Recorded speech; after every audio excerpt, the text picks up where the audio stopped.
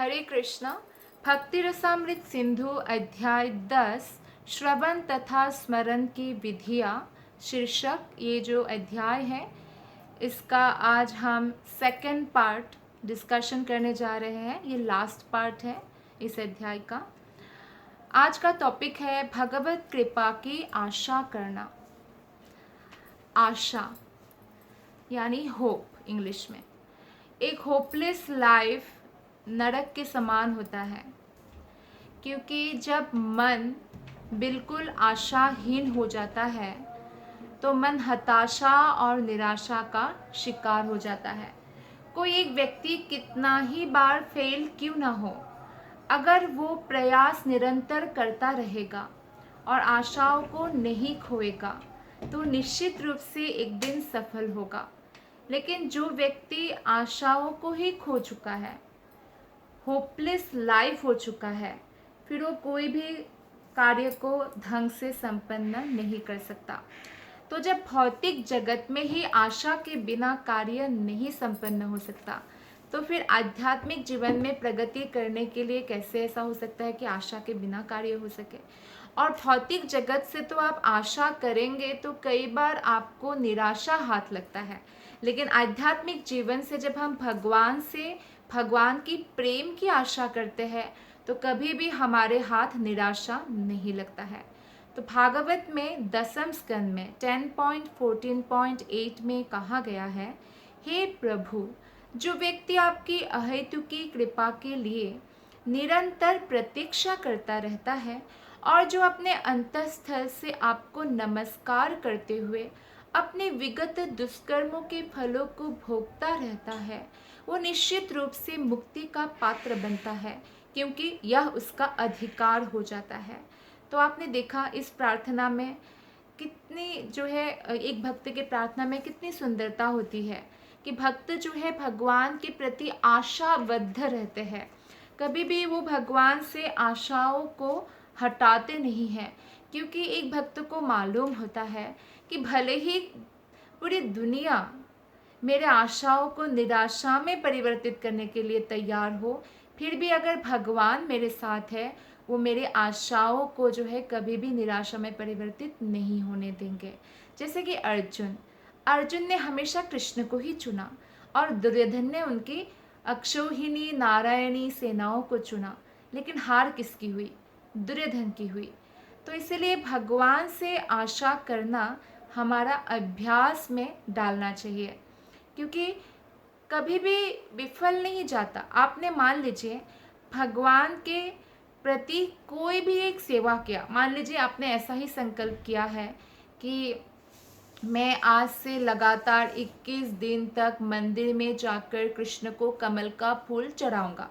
ऐसे बहुत लोग संकल्प करते हैं। भक्त लोग तो हमेशा ही जाते हैं मंदिर, लेकिन मान लीजिए कोई रेगुलर भक्ति नहीं करते हैं और उन्होंने ऐसा संकल्प किया कि मैं ऐसे जाकर जो है मंदिर में 21 दिन तक ये फूल जो है चढ़ाऊंगा भगवान की प्रेम प्राप्ति के लिए, भगवान की कृपा प्राप्ति के लिए।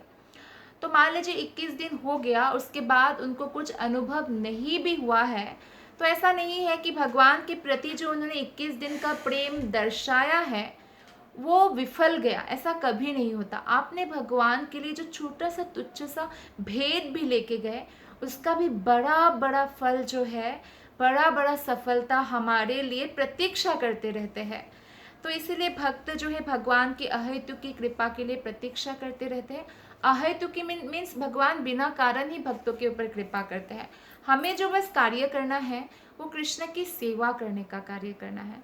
अगर हम कृष्ण की सेवा में अपने आप को प्रयुक्त करेंगे, नियुक्त करेंगे, तो निश्चित रूप से हम भगवान की अहेतुकी कृपा प्राप्त करेंगे।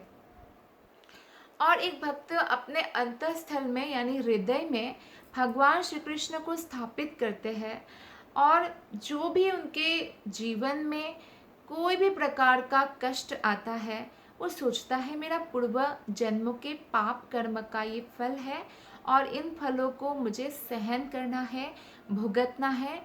और ऐसा व्यक्ति जो किसी भी परिस्थिति में कृष्ण की भक्ति नहीं छोड़ता, वो निश्चित रूप से मुक्ति का पात्र बनता है, क्योंकि मुक्ति पर उसका अधिकार हो जाता है। तो एक बार ऐसा हुआ, चैतन्य महाप्रभु ने एक व्यक्ति को बोला, उनसे वो मिलना नहीं चाह रहे थे। तो फिर उन्होंने प्रश्न किया कि कितने जन्मों बाद जो है उनका भगवान चैतन्य महाप्रभु का फिर दर्शन होगा। तो उन्होंने बहुत सारा जन्मों का बात बोला कि ठीक है, हज़ारों जन्मों बाद होगा, लाइक दैट। तो वो कूदने लग गए, नाचने लग गए कि क्यों नाचने लग गए, सब लोग हैरान है, क्यों नाचने लग गए, इतना जन्म तुमको लेना पड़ेगा ना। बोलते लेकिन भगवान ने खुद मुझे गारंटी दिया है ना, इतने जन्मों बाद मुझे उनका दर्शन होगा, वो मुझे प्राप्त होंगे। लोग तो करोड़ों करोड़ों जन्म लेते हैं, बर्थ आफ्टर बर्थ, पशु पक्षी 84 लाख योनियों में जब हम घूमते हैं तो 84 लाख जन्म हो गया। तो ऐसे 84 लाख कितना ही जन्म घूमते रहते हैं व्यक्ति, तो इसलिए वो इतना प्रसन्न हो रहे थे। तो भक्त का ऐसा भाव होता है, वो हमेशा प्रतीक्षा करते हैं कृष्ण की कृपा का। भागवत का यह कथन सभी भक्तों के लिए मार्गदर्शक होना चाहिए। भक्त को अपने विगत दुष्कर्मों के फल से तुरंत राहत मिलने की आशा नहीं करनी चाहिए कि मैंने आज ही भक्ति किया, आज ही भगवान को पूर्ण समर्पण किया और आज से ही मेरा समस्त कष्ट जो है ज़ीरो हो जाना चाहिए। ऐसी आशा नहीं रखनी चाहिए। कोई भी बद्धात्मा ऐसे फलों के अनुभव से मुक्त नहीं है, क्योंकि वो बद्ध आत्मा है। जब तक हम भगवान कृष्ण के शरणागत होकर एक मुक्तात्मा के पद को प्राप्त नहीं कर लेते, तब तक भौतिक दुख हमें सताता रहता है। और जितना अधिक हम यानी आत्मा इस भौतिक संसार से बद्ध रहते हैं, आसक्त रहते हैं, उतना ही अधिक जो है वो दुख को प्राप्त करता है, क्लेश को प्राप्त करना है। तो कई बार ऐसे आप लोगों ने सुना होगा, ये एक्चुअली जो यंगस्टर है उनकी भाषा है कि यू कंप्लीटेड मी, मतलब आपको पाके मेरा जीवन पूर्ण हो गया। ये सुनने में बहुत रोमांटिक लग सकता है, लेकिन ये सब जो है आलंकारिक भाषा के अलावा और कुछ नहीं होता। कोई भी एक मनुष्य दूसरे मनुष्य को पूर्ण नहीं बना सकता, क्योंकि आत्मा कृष्ण के बिना अपूर्ण है। केवल कृष्ण ही कोई भी व्यक्ति को पूर्ण बना सकते हैं। ये जो सच्चा प्यार, या लोग जो सोचते हैं कि मुझे कोई नहीं समझता, ये सोचकर आत्महत्या तक कर लेते हैं। तो ये सब जो चीज़ें हैं आप जो ढूंढते हैं हर एक व्यक्ति में, वो व्यक्ति ऐसा नहीं प्रदान कर सकते हैं, क्योंकि सच्चा प्रेम उसको कहा गया है जो कृष्ण प्रेम है। हम आत्मा हैं, आत्मा कृष्ण से प्रेम करना चाहिए, और कृष्ण से जब हम प्रेम करते हैं तब जो है हम उस पूर्णता को प्राप्त करते हैं।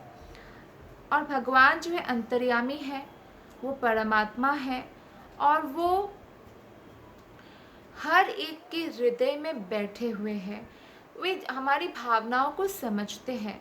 फॉर एग्ज़ाम्पल, माता ने पुत्र को गुस्से में बोला, जैसे गांधारी ने भी दुर्योधन को बोला था, उनके गलत कार्यों को देखकर, जैसे कि उन्होंने द्रौपदी का अपमान किया कि तुम्हें तो मुझे जन्म होते ही मार देना चाहिए था।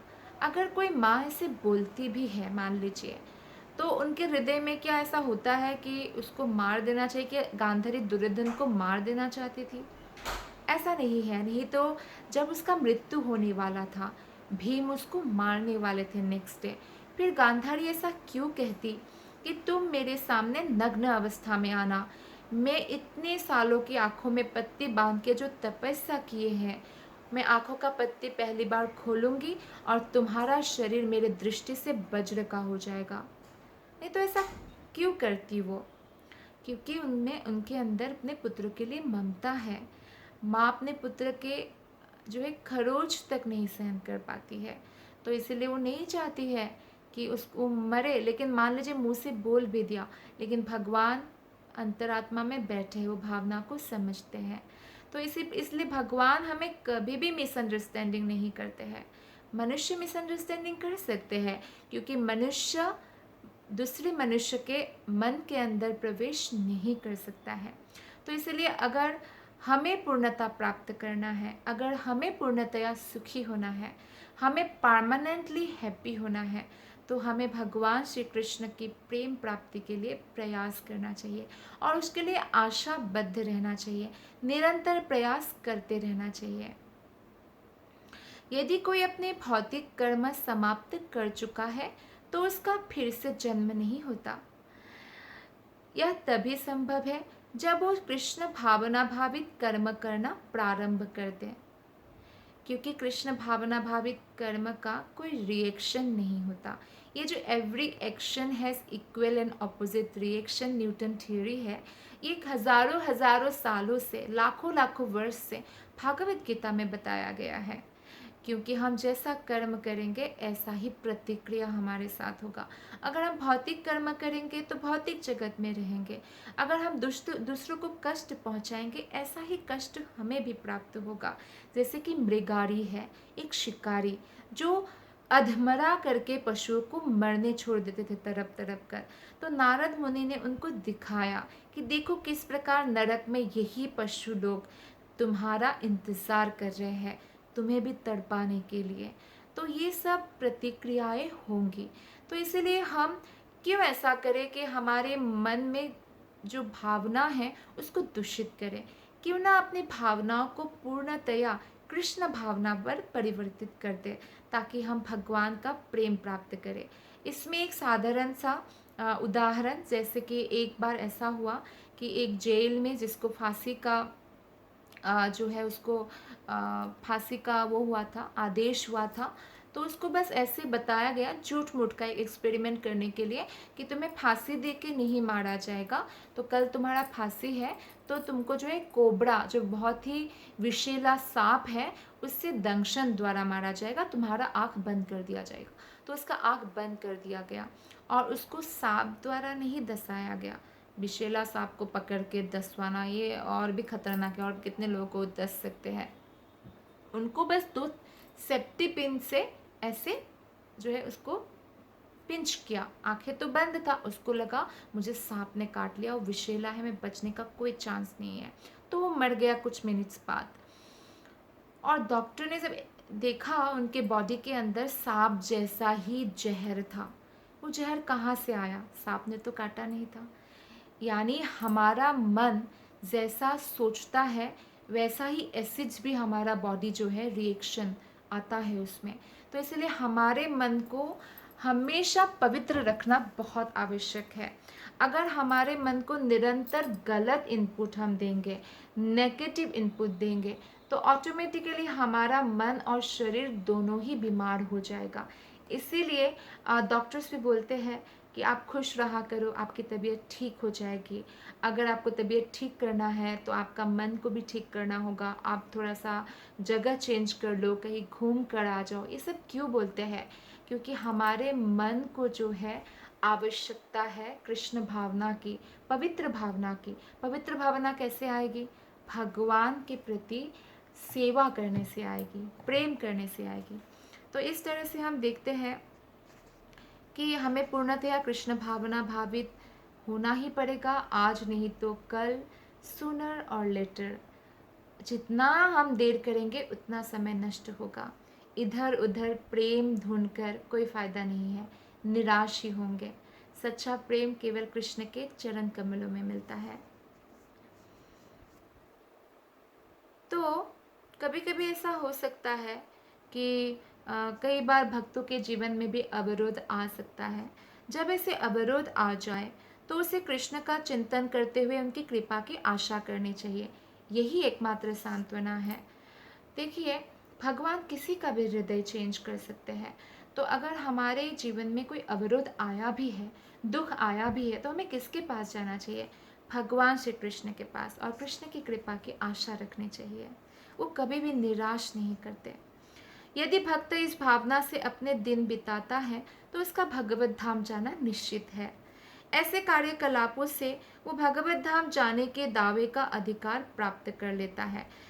इस श्लोक में दाया भाग शब्द आया है। दाय भाग का अर्थ है पिता की संपत्ति का वैध अधिकारी पुत्र। इसी तरह जो शुद्ध भक्त कृष्ण भावना भावित कार्य को करते हुए सभी प्रकार के क्लेशों को सहने के लिए तैयार रहता है, वो दिव्य धाम में प्रवेश करने का वैध पात्र बन जाता है। जैसे भी कोई पिता है, पिता का बहुत बड़ा प्रॉपर्टी है, वो ऑटोमेटिकली उनके पुत्र को मिल ही जाता है कि नहीं मिलता है? मिलता है, वो उत्तराधिकारी है। लेकिन अगर वो पुत्र पिता का विद्रोह करेगा या पिता के साथ कुछ लड़ाई झगड़ा करेगा, मारपीट करेगा, तो हो सकता है पिता उनको तेज पुत्र कर दे, तो नहीं मिलेगा, है ना। तो लेकिन इसमें जो उदाहरण दिया गया है कि उत्तराधिकारी बनने का, अगर पुत्र बहुत अच्छा है और उतना अच्छा नहीं भी है लेकिन पिता का सम्मान करते हैं, तो उनको उत्तराधिकारी बना दिया जाता है। और उसी प्रकार से जब हम भगवान श्री कृष्ण की पूजा अर्चना करते हैं, कृष्ण की आज्ञाओं का पालन करते हैं, तो हम उत्तराधिकारी बन जाते हैं भगवत धाम जाने के लिए, क्योंकि वो हमारा घर है, ओरिजिनल घर है। यहाँ पे जो हमें उत्तराधिकारी के तौर पर पिता से कुछ मिलेगा भी, तो हमारा ओरिजिनल नहीं है, परमानेंट कोई नहीं रह सकता। भले यहाँ पे कोई किराए के घर में रहे या अपना घर में रहे, 100 साल के बाद वो अपने घर भी छोड़ना पड़ता है उसको, क्योंकि शरीर ही छोड़ना पड़ता है। तो एक जो है इस बारे में नेक्स्ट पॉइंट है इस अध्याय का, स्मरण। यदि कोई अपने मन में जिस भारतीय कृष्ण से अपना निरंतर संबंध स्थापित करता है, तो यह संबंध स्मरण कहलाता है। विष्णु पुराण में स्मरण के विषय में एक सुंदर उक्ति आई है, भगवान का स्मरण करने से सारे जीव सभी प्रकार से मंगल के पात्र बनते हैं। अतएव मैं उन भगवान का निरंतर स्मरण करना चाहता हूँ जो अजन्मा और नित्य है। तो स्मरण में बहुत शक्ति है। और भगवान, हम देखिए मन में अगर हम भगवान का स्मरण नहीं भी करेंगे तो कुछ कुछ नेगेटिव थॉट्स आता रहेगा, है ना। प्रॉब्लम ये है कि एक कलयुग है, हमारा मन बहुत ज़्यादा नेगेटिव थॉट्स की ओर भागता है। पॉजिटिव तो हमें प्रैक्टिस करना पड़ता है, लेकिन अगर हम ऐसा प्रैक्टिस करें कि हमारा मन निरंतर कृष्ण के बारे में स्मरण करे, तो प्रैक्टिस करना पड़ेगा। बार बार मन इधर उधर भागेगा, उससे हताश होने की ज़रूरत नहीं है। हमारा प्रयास होना चाहिए बार बार हम मन को खींच के कृष्ण के स्मरण में लगा दें। जैसे बार बार माँ बच्चों को खींच के जो है अपने जगह पर बिठा देते कि रास्ते में ना भाग जाए। तो इसीलिए इस प्रकार अगर कोई कर सकता है तो वो सर्व मंगल के अधिकारी बन जाते हैं और उनका हर प्रकार से कल्याण होता है। अतएव जो है हमें भगवान कृष्ण का निरंतर स्मरण करना चाहिए। पद्म पुराण में इसी स्मरण की व्याख्या इस प्रकार की गई है, मैं भगवान कृष्ण को सादर नमस्कार करना चाहता हूँ, क्योंकि जो कोई भी मृत्यु के समय या अपने जीवन काल में उनका स्मरण करता है वो सारे पाप फलों से मुक्त हो जाता है। तो कहने का तात्पर्य है कि भगवान श्री कृष्ण का अगर हम जीवन भर स्मरण करेंगे, मान लीजिए आप मान लीजिए किसी भी कारण गिरने को हुए थे, गिरने को हुए थे, कुछ आ गया आपके पाँव में, तो आप देखिए कि अचानक आपके मुंह से क्या निकलता है, उई माँ, बाप रे, हाय रे, ऐसा निकलता है कि ओ कृष्णा, क्या निकलता है। तो यानी आपका स्मरण प्रैक्टिस सही चल रहा है, जो अचानक आपके मुंह से निकलता है कृष्ण। या आप जब सपने भी देखते हैं, कोई विपत्ति में फंस गए सपने में, तो कोई कुछ भी देख सकता है, कोई सिंह आ गया खाने के लिए, शेर आ गया, तो उस विपत्ति में क्या आप सपने में भी कृष्ण को स्मरण कर रहे हैं या नाम ले रहे हैं, उस बेसिस पर भी हम देख सकते हैं हमारे सबकॉन्शियस माइंड कैसे कार्य कर रहे हैं। तो अगर हम अपने जो भी, मान लीजिए आप 6 घंटा सोते हैं या 8 घंटा भी सोते हैं, तो बाकी तो आप 16 घंटा जगे हैं। तो उस 16 घंटे में अगर आपने कृष्ण के स्मरण के लिए प्रैक्टिस किया, तो जो 6 घंटा या 8 घंटा आप सोते भी हैं, वो भी आपका भगवान जो है भक्ति में ही काउंट करते हैं, क्योंकि आप कृष्ण का स्मरण करके सोते हैं, कृष्ण का स्मरण करके उठते हैं। तो उस दौरान भी जो है आपका कृष्ण का ही स्मरण जो है एक प्रकार से आपके मन में रहता है। तो इसलिए अगर कोई जीवन काल स्मरण करेगा तो मृत्यु के समय भी स्वाभाविक है ये, उनको कृष्ण का स्मरण आ ही जाएगा। तो नेक्स्ट पॉइंट है ध्यान। ध्यान करने का अर्थ है भगवान के स्वरूप, गुण, कर्म तथा उनकी सेवा के विषय में मन में सोचना। ध्यान का अर्थ निराकार या शून्य इनका चिंतन करना नहीं है। कृष्ण के रूप, सुंदर रूप का चिंतन करना है, लीलाओं का, लीलाओं के विषय में मन में सोच सकते हैं। तो वैदिक साहित्य के अनुसार जो ध्यान शब्द है वो सदा विष्णु के स्वरूप के लिए किया जाता है। इसे ध्यान योगी भी परमात्मा को अपने हृदय में देखने का प्रयत्न करते हैं। कृष्ण भक्त कृष्ण को देखने का, कृष्ण का जो चरण कमल है उसका ध्यान करते हैं। तो इस प्रकार से जब हम भगवान पर ध्यान करते हैं तो हम निश्चित रूप से भगवान की भक्ति में प्रगति करने लगते हैं। नृसिंह पुराण में भगवान के स्वरूप के ध्यान के बारे में कहा गया है। भगवान के चरण कमलों पर ध्यान एकाग्र करने को दिव्य माना गया है एवं भौतिक सुख दुख के अनुभवों से परे स्वीकार किया गया है। अगर हम अपने ध्यान को इधर उधर भटका देंगे, मान लीजिए एक बार क्या हुआ था, श्रील प्रभुपाद के एक शिष्य एक मैगजीन में एक फिल्म स्टार को देख रहा था। तो उनको नहीं पता कि श्रील प्रभुपाद पीछे से आके देख रहे हैं उनको, तो वो देख रहे थे ऐसे ही ध्यान पर, बस फोटो ही देख रहे थे, कुछ ऐसा पढ़ नहीं रहे थे। तो प्रभुपाद ने पीछे से बोला कि केवल देखने मात्र से उनकी क्वालिटीज़ तुम्हारे अंदर आ जाएगा। और एक फिल्म स्टार का क्या क्वालिटीज़ होता है, वो बहुत, अगर वो आध्यात्मिक नहीं है तो वो भौतिकतावादी होते हैं। तो भौतिक चीज़ों के प्रति उनका आकर्षण होता है, जैसे कि मैं नाम कमाऊँ, पैसा कमाऊँ, तो वो क्वालिटीज़ हमारे अंदर आ सकता है।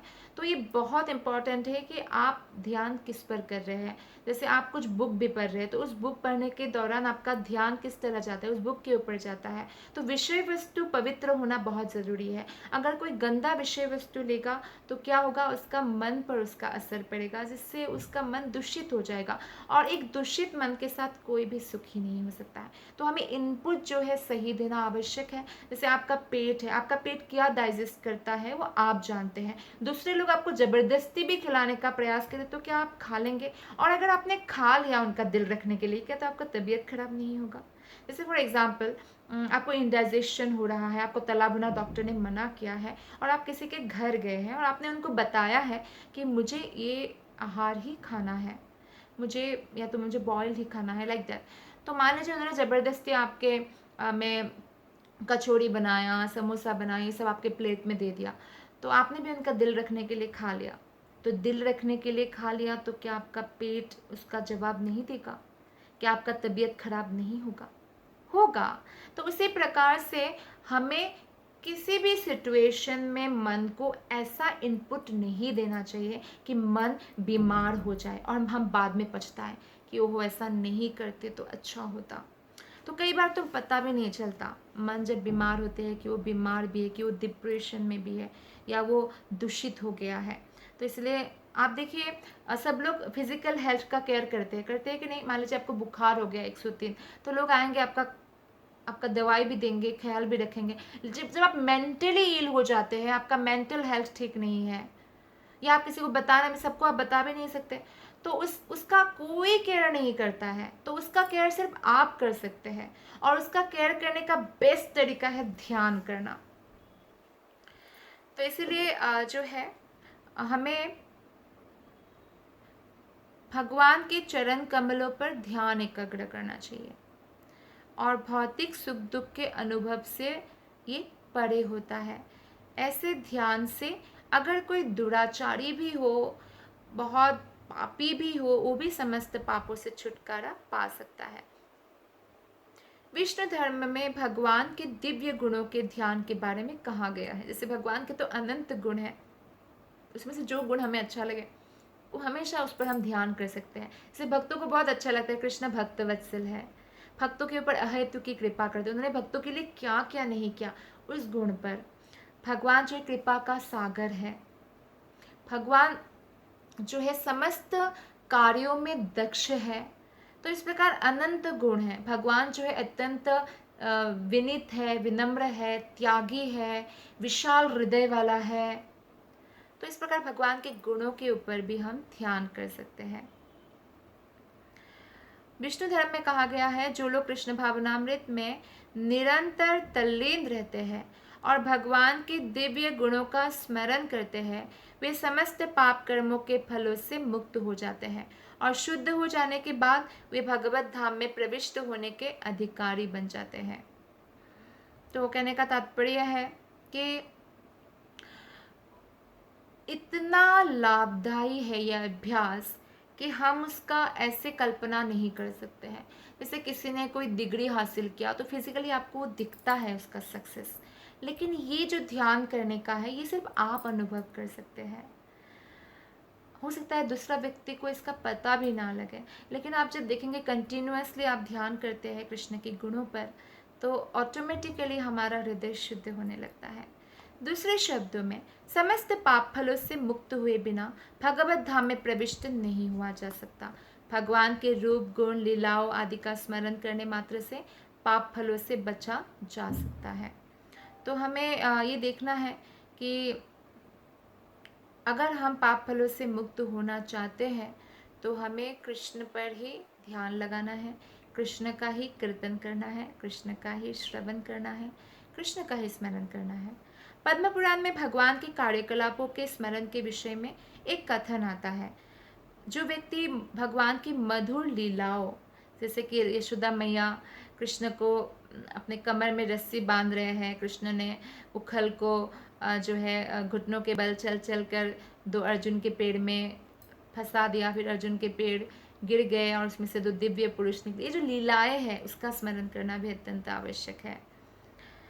और इन लीलाओं का स्मरण करने का अलग लाभ भी है। जैसे फॉर एग्जाम्पल, जैसे कि बानासुर है, बानासुर के वहाँ पे हरि और हर का युद्ध होता है ना, शिव जी और कृष्ण का, क्योंकि शिव जी का भक्त होते हैं और शिव जी को उन्होंने कहा मेरे पक्ष में आपको लड़ना होगा। तो वो युद्ध के बारे में और क्या हुआ था, फिर जब शिव जी हार गए तो कृष्ण से प्रार्थना किया कि बनासुर को मत मारना।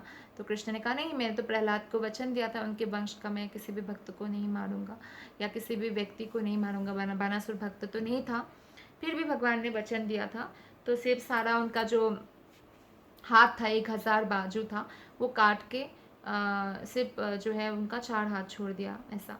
तो ये जो है ये भगवान ने कृपा किया। और ये जो कथा है ये कोई भी सुनता है तो भागवत में कहा गया है उसका कभी पराजय नहीं होता, जो ये कथा रोज सुनता है या बोलता है।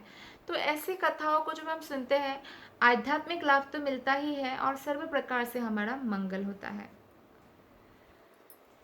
तो यहाँ पे जो है कुछ पुराणों में साक्ष्य प्राप्त है कि यदि कोई भक्ति कार्यों का केवल ध्यान करता है तो उसे वांछित फल मिलता है और उसे साक्षात भगवान का दर्शन होता है। भक्ति कार्य का, जैसे मान लीजिए आपने ऐसे सोचा, आप दिल्ली में हैं और आपने सोचा इस संडे को मैं वृंदावन जाऊंगा, और आपने एकदम मन बना लिया है, लेकिन लास्ट मोमेंट पर कुछ इमरजेंसी आ गया, आप नहीं आ पाए, तो भी आपको वृंदावन आने का फल मिल गया, क्योंकि आपने सोचा था। कलियुग का यही तो महान गुण है, इसलिए तो परीक्षित महाराज ने कलियुग को मारा नहीं। सत्ययुग में अगर आप सोचेंगे सिर्फ, उससे कोई काम नहीं होगा, आपको करना पड़ेगा बाकी युगों में, लेकिन जब आप सोचते हैं तो उसका लाभ नहीं मिलता। लेकिन इस युग में विशेषतया, और उल्टा होता है, अगर आप बुरा कुछ सोचते हैं तो उसका पाप लग जाता है ना। लेकिन कलयुग में बुरा कुछ सोचे तो पाप नहीं लगता, लेकिन करने पर पाप लग जाता है, क्योंकि कलयुग के लोग अच्छा सोचे ये बहुत मुश्किल है, मैक्सिमम लोग अगर देखा जाए तो इसीलिए जो बहुत अच्छे सुंदर जीवन जी रहे, भक्ति का जीवन जी रहे, आध्यात्मिक, उनका अलग बात है।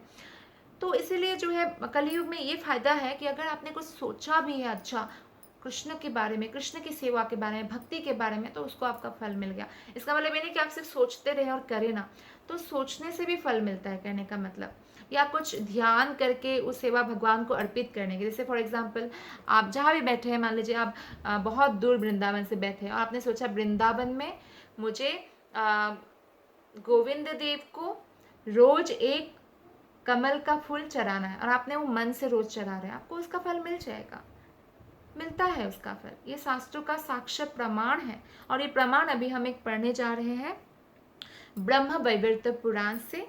एक कथा आती है और ये सत्य घटना है। दक्षिण भारत यानी साउथ इंडिया के प्रतिष्ठानपुर नगर में एक ब्राह्मण रहता था, जो अमीर नहीं था, संपन्न नहीं था, किंतु तो भी वो यह सोचकर आत्मतुष्ट रहता था कि उसके जो है विगत कर्मों से और कृष्ण की इच्छा से उनको इस जन्म में इतना धन और ऐश्वर्य प्राप्त नहीं हुआ, अतः वो अपनी विपन्न अवस्था पर तनिक भी दुखी नहीं था, इसलिए शांतिपूर्वक जीवन बिताता था। भक्त का मन में हमेशा शांति होती है, इसलिए कहा गया है भुक्ति मुक्ति सिद्धि का में सकल आसान, कृष्ण भक्त निष्कामतैव शांत। भुक्ति मुक्ति, जो भोग की इच्छा करते हैं या मुक्ति की इच्छा करते हैं कि मैं निराकार ब्रह्म में विलीन हो जाऊंगा, या सिद्धि की इच्छा करता है, उनका मन अशांत रहता है, क्योंकि उनके मन में जो है कुछ इच्छाएं हैं। लेकिन जब कोई कृष्ण भक्त होते हैं, उनके मन में कोई इच्छाएं नहीं, एक यही इच्छा है कि कृष्ण की सेवा मिल जाए बस। तो इसलिए वो शांत होते हैं। तो उनका मन शांत था, ब्राह्मण का मन, वो आत्मतुष्ट रहते थे, जो भी मिल जाए संतोष, ये ब्राह्मण का निशानी होता है। इसलिए वो अपने जो विपन्ना अवस्था था, वो तनिक भी दुखी नहीं था और बहुत ही शांतिपूर्वक जीवन बिताता था। उनका हृदय भी बहुत विशाल था। कोई भी अगर कृष्ण की शुद्ध भक्ति करता है, उसका हृदय विशाल हो जाता है। और वो कभी कभी सिद्ध महापुरुषों के भाषण सुनने जाया करता था। तो हमें प्रामाणिक व्यक्तियों से श्रवण करना चाहिए। एक ऐसी ही सभा में जब वो वैष्णव कार्यों के विषय में श्रद्धा पूर्वक कान लगाकर, ध्यान लगाकर जब वो सुन रहा था, तो उसे बताया गया कि ये कार्य ध्यान द्वारा भी संपन्न किए जा सकते हैं। उनका बहुत मन होता था कि वो भगवान को जो है एकदम बहुत ही धन धान्य पूर्वक, जैसे राजसिक तरीके से भगवान का, क्योंकि भगवान तो राजा है, समस्त राजाओं का राजा, सोने का मुकुट पहना है, सोने के आभूषण पहना है, भगवान के लिए 56 प्रकार के भोग बनाए, लेकिन इतना संपन्न नहीं था। लेकिन एक बार उन्होंने लेक्चर में सुना, कथा में, प्रवचन में, कि वैष्णव कार्य, अगर हम भक्ति का कोई कार्य मन से भी ध्यान करके भगवान को संपन्न करें, उतना ही समय लगाकर संपन्न करना चाहिए। जैसे मान लीजिए आप एक खीरी बना रहे हैं या खिचड़ी पका रहे हैं कृष्ण के लिए, तो आपको ध्यान जब आप लगाएंगे, तो जैसे आप सब्जी काट रहे हैं, दाल भिगोया, चावल भिगोया, फिर उसको जो है आपने खिचड़ी पकाया, पक रहा है, आपने ढक्कन, फिर जा जाके बार बार चेक किया। जो प्रोसेस है उतना समय लगाकर, मान लीजिए 15 मिनट में पकेगा, तो 15 मिनट लगाकर आपको खिचड़ी पकाने चाहिए और फिर ध्यान में ही भोग लगाना है। तो यही कार्य ये ब्राह्मण ने सीखा उस भाषण से, क्योंकि वो भगवान के भक्त के भाषण सुन रहे थे। और उनको पता चला कि अच्छा, ध्यान में करने से भी वही फल प्राप्त हो सकता है। चूँकि वो व्यक्ति ब्राह्मण आर्थिक दृष्टि से संपन्न नहीं था, तो इसलिए उन्होंने निश्चय किया कि मैं अब ये जो है सेवा ध्यान में करना प्रारंभ कर दूंगा।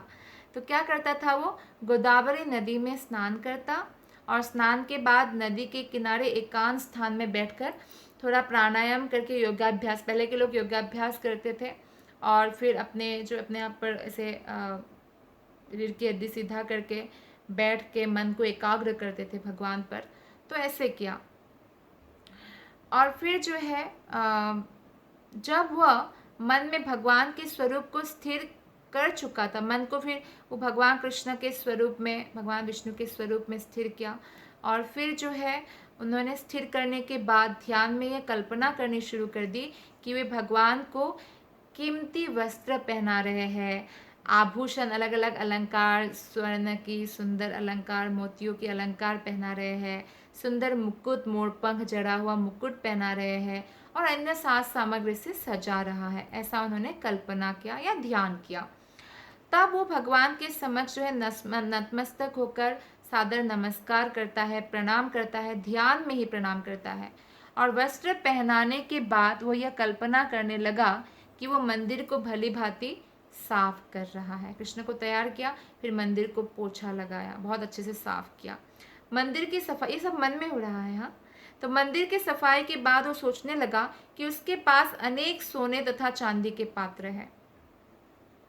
ऐसे सोचा, ध्यान में सोचा, उनके पास है नहीं कि मेरे पास ये सोने का पात्र है, चांदी का पात्र है। तो सोचा आप सोने का चांदी का पात्र लेके क्यों ना अलग अलग पवित्र नदियों में जाकर जो है नदियों का जो है जल एकत्रित किया जाए। तो इस तरह से उन्होंने ऐसे मन में ध्यान किया कि मैं गोदावरी नदी गया, गोदावरी का जल एकत्रित किया, गंगा, यमुना, नर्मदा, कावेरी, समस्त पवित्र नदियों से जल एकत्रित करने लगे। सामान्यतः ऐसा होता है कि भगवान की पूजा करते समय वैष्णव जन जो होते हैं मंत्रोच्चारण के द्वारा नदियों का जल एकत्र करते हैं, ऐसा होता है। यह ब्राह्मण तो बिना मंत्रोच्चारण के ही जल एकत्रित करने लगे सोने और चांदियों के पात्र में, वो भी किसमें, ध्यान में। तब वो पूजा की सारी सामग्री, फिर फल फूल, अगरू, चंदन सब एकत्रित करते और इन वस्तुओं को अर्चा विग्रह के समक्ष रखने के लिए जो है एक सुंदर सा थाली में रख दिया। तब वो जल, फूल और सारे सुगंधित द्रव्य कृष्ण को, भगवान को अच्छी तरह से अर्पित करते हैं पूर्ण श्रद्धा से, और जिससे कि भगवान प्रसन्न हो जाए। और फिर आरती करते हैं और इन सारे कार्य को सही पूजा विधि से पूरा करते हैं, समय लगाकर। ऐसा नहीं फटाफट फटाफट कर दिया, क्योंकि ध्यान तभी बैठेगा ना जब हम समय लगाकर करेंगे। वो नित्य ही इसी प्रकार अर्चना करता, रोज यही सेवा करने लगे भगवान का। किसमें? ध्यान में। और यह क्रम चलता रहा। तब एक दिन उस ब्राह्मण ने ध्यान में यह कल्पना की कि उसने खीर बनाई है। तो उसके लिए जो है वो जैसे ध्यान किया कि अच्छा मैं मधुकरी करने गया, किसी ने मुझे दूध दिया, किसी ने मुझे चावल दिया, किसी ने मुझे चीनी दिया, फिर मैंने लकड़ी जलाई, फिर मैंने उसके ऊपर रखा पतीला और फिर खीर बनाया। ऐसे खीर बना रहे थे, किंतु वो इस भेद से संतुष्ट नहीं था, क्योंकि खीर ताजी बनी थी। और जब खीर अभी बनता ही है, दूध का चीज़ें क्या होता है, थोड़े समय बाद सेट होता है। जैसे मिल्क केक है, तो मिल्क केक लगभग काफ़ी 8 घंटा से 12 घंटे के बाद सेट होता है। इसलिए रात को कई बार मिल्क केक बना के अगर रख दिया जाए, तो जब वो रात भर में सेट होता है तो सुबह भगवान को मंगल आरती से पहले पहले भोग लगाया जा सकता है ना, मंगल भोग हो सकता है वो। तो खीर अभी अभी गरम गरम है बहुत, तो इसलिए वो संतुष्ट नहीं थे कि गरम गरम तो कृष्ण को नहीं खिला सकते हैं। जितनी ठंडी खीर होगी उतना स्वाद अच्छा होगा, क्योंकि खीर जब ठंडा होने लगता है तो उसका स्वाद बढ़ने लगता है। दूध की चीज़ों के साथ ये है कि थोड़ा सेट होने में समय लगता है। जैसे कि आप पनीर भी बनाते तो पनीर को भी सेट होने में समय लगता है ना।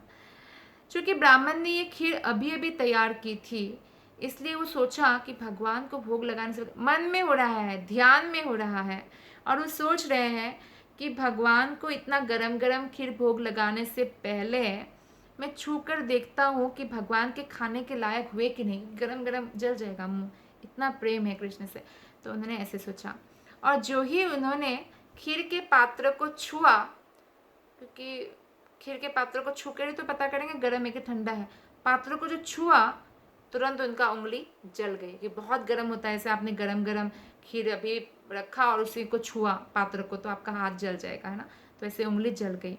और उंगली क्या हो रहा था, ध्यान में हो रहा था, और ध्यान में उंगली जली तो उनका ध्यान टूट गया, क्योंकि उंगली सचमुच जल चुकी थी। तो उन्होंने जब उंगली को देखा, उनको बहुत आश्चर्य हुआ कि मेरा उंगली जल कैसे सकता है, मैं तो ध्यान में था। चूंकि वो गरम खीर को छूने के विषय में ध्यान ही कर रहा था, अतएव उसने कभी यह नहीं सोचा था कि मेरा ध्यान करने से भी ऐसे उंगली जल सकती है। और जब वो इस प्रकार सोच रहा था, तो वैकुंठ में लक्ष्मी सहित आसीन भगवान नारायण ये देखकर, अपने भक्त का ये हालत देखकर विनोद पूर्वक हंसने लगे। भगवान की हंसी देखकर भगवान की सेवा में रत जो सारी लक्ष्मियां हैं वो उत्सुक हो उठी और इस हंसी का कारण पूछने लगी, किंतु भगवान ने उनके प्रश्न का कोई उत्तर नहीं दिया, और प्रत्युत उन्होंने ब्राह्मण को तुरंत बुला भेजा।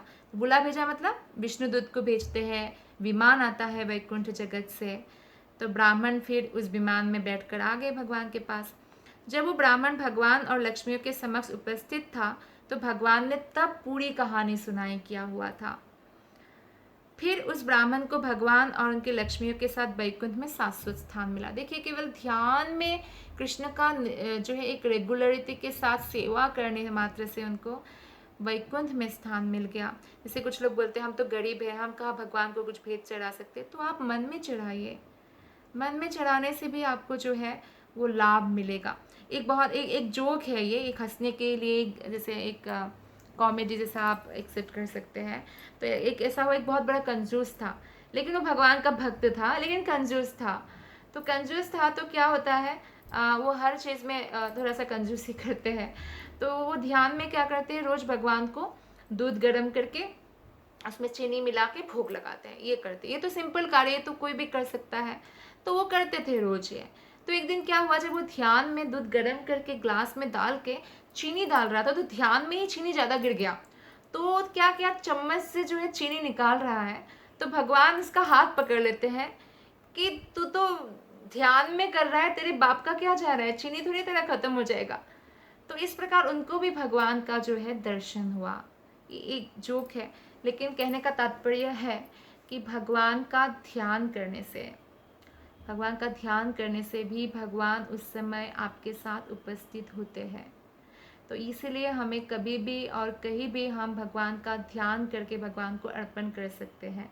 भोग हो, फूल हो, या दूध का ग्लास ही हो, या तुलसी का पत्र ही हो, हम अर्पण कर सकते हैं।